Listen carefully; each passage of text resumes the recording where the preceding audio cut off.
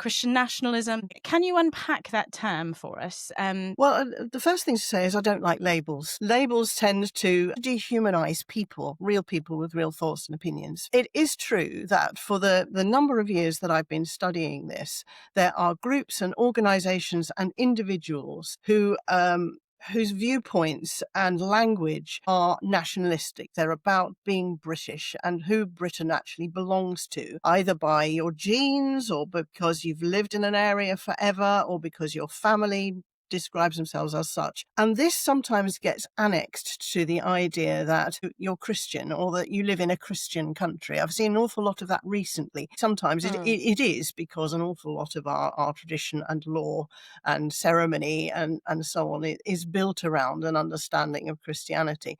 Notwithstanding that, an awful lot of that in the sort of popular mind has disappeared over time. But what's interesting is an awful lot of them don't really, they don't go to church and they don't really have that embedded sense of what being Christian means. It's an idea, it's a history, it's a tradition, it's a museum piece, as opposed to being a living faith, such as your Christian community on the ground might be presenting to their neighbours. That's the difference, I think.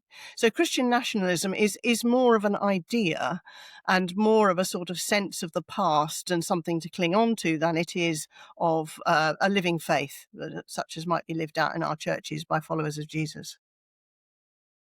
I do think it is important to recognise that Christianity has shaped our country, Absolutely. and the values of Christianity, Of human course. dignity, rights, equality, a lot of Laws, our yep. laws, but Mm-hmm. also there's crusade, there's empire, there's colonialism, Yes. all of that kind of got baptized into Christianity as well, and we're unpicking that now, and many people are pointing out, and rightfully so, that some of the things that came with that were really oppressive and not helpful. However many times we sing Jerusalem, Jesus was not British.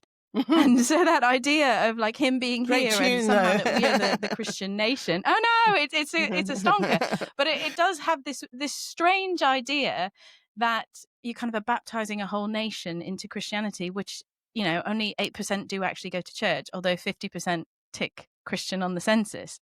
There's a large percentage there that's affiliate with Christianity without affiliating with Jesus and his values.